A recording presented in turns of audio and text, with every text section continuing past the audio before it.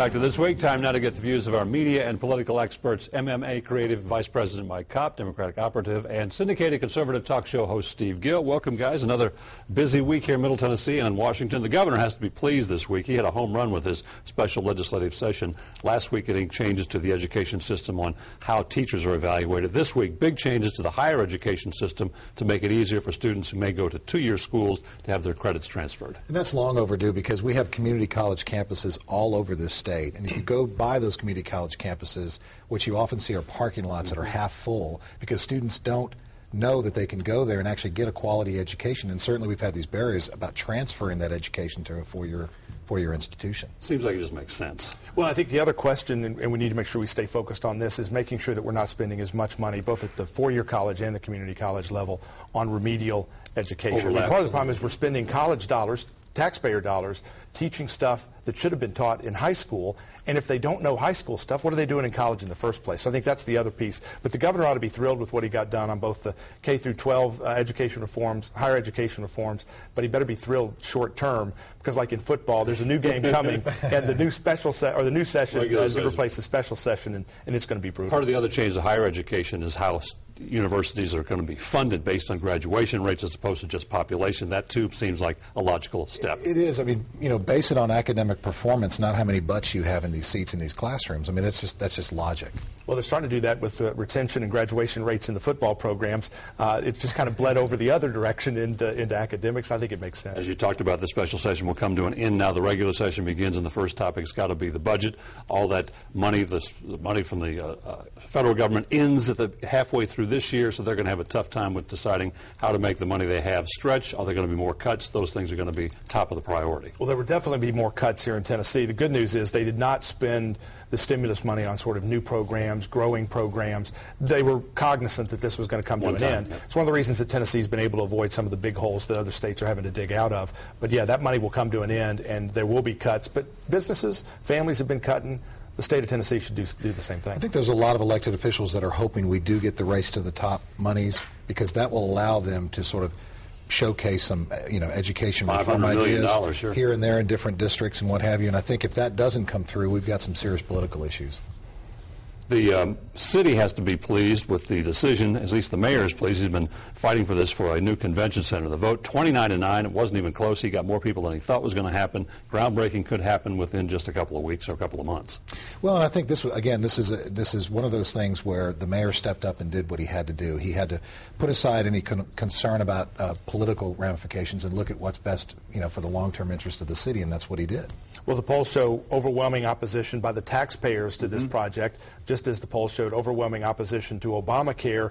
Maybe the mayor wasn't paying attention to what happened in Massachusetts. I suspect the city council will learn that same lesson as the taxpayers start getting stuck with this bill for a long time to come. I think one of the issues, though, is it's like health care. When you peel back the onion and start looking at the issues, the different parts of that issue, that's where people understand and I think can gravitate in support of it. I mean, if you look at health care, for example, if we're going to get more people covered, if we're going to eliminate pre-existing conditions, those are the kind of things that people will understand. It's just the complexity of the issue. The next issue, too, is going to be whether the city is involved with public financing for a hotel, for the convention center. Every expert you talk to says you don't build a convention center without a hotel. That's death. So there's about a year gap. The mayor's got about a year between the constructions of the convention center beginning and the need to start a construction of a hotel to try to find private financing. Look, if anybody believed all the benefits that are being touted for the convention center, hotels would be lining up. They have a captive audience that would be filling their hotel rooms. If anybody really believed all the projections for the convention center, they wouldn't have a problem getting a hotel partner to step up, put their own money into it. The fact that people in the business are not doing that tells you we ought to be very worried. I agree. The pressure is on the Convention Visitors Bureau and others that are going to go out there and try to market this. What they're saying privately is that there's a lot of interest in this, so we just got to see if that's going to come to They've already booked as well. They spent $1 million, $500,000 that was revealed this week that was raised privately, $500,000 in taxpayer money that was spent to tout this thing, and they still didn't move the public opinion on this issue. And I think, again, where did that money go? And if it cost that much and couldn't convince the public, should we buy anything else they're They've saying? booked one convention. If they book more, does that help? And if the economy begins to turn around a little bit, do you think that helps? They better book a lot more than one, or we are going to get stuck with the tab. You know, the problem is with the convention center, the old one and both the new one now that's being built, with the arena, with the Titan Stadium, with all the investment that's been made in downtown, why do we still have any problems? Why isn't downtown paving the streets with gold?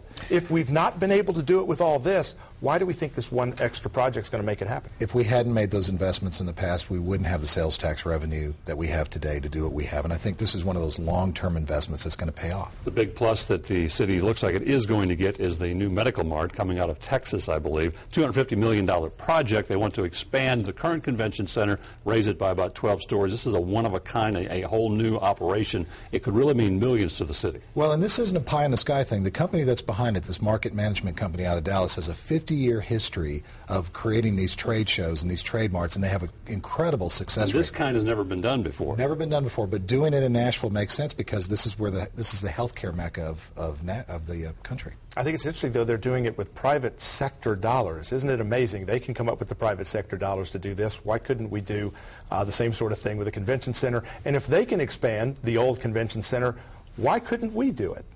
In Washington, everybody's still talking about the Massachusetts Senate race, the win by Scott Brown, a huge defeat for the Democrats. This puts the whole president's health care reform aspect really in limbo right now. Yeah, Nancy Pelosi is effectively declaring it dead as is, but they're going to continue to move it ahead. Piecemeal. See, I think that's what's wrong with the lesson that some on the left and then the Democrats are learning from Massachusetts. They were told you're going in the wrong direction. And what President Obama and Nancy Pelosi and Harry Reid are now saying is we're going to continue in the wrong direction. We're just going to go a little bit slower in the wrong direction. I think they clearly haven't learned the lessons of New Jersey, of Virginia, and Massachusetts. The Massachusetts victory for Scott Brown was won because he was an outsider. He positioned an outsider, not as a Republican, not as an independent. And I think the lesson here for Democrats is they need to, as a term from a lot of the viewers watching this out in the rural areas, you got to cowboy up now. Get back on your horse and move. The Democrats still have a majority in the Congress. We have a president that's still personally popular. We've got issues that have to be dealt with. The things the Democrats do not need to do is go run and hide now. They need to keep pressing forward. This is an off-year election. It's going to be huge for both parties. Does this election say anything? We've got 10 months until the election, which is an eternity in politics. But if you're an incumbent from either party, does you look at this and go, ooh, wait a minute, I need to maybe look at what I'm doing here? I think incumbents need to make sure they're listening to the people back home. I think it's interesting President Obama says his problem was he hasn't talked to us enough. I think his problem in Washington is they haven't been listening enough to what's being said out here in the hinterlands. And I think Mike's exactly right. The folks need to learn the lesson that independents are swinging these races, not Democrats, not Republicans. Scott Brown's win in Massachusetts was a win for the Republican Party, but not by the Republican Party.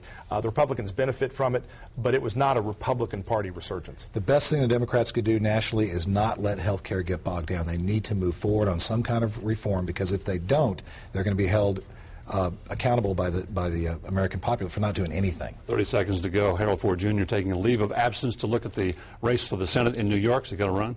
I think he's one of the beneficiaries of the Scott Brown miracle win. If Brown can win, he can beat Gillibrand. And he's got the right charisma. He's got the right ability to craft the right message. I think he's an incredible candidate. We should know pretty soon. If he's going to get in, he's going to have to do it pretty quickly. Mike Kopp, Steve Gill, appreciate your insight. Stay with us. This week continues in a moment.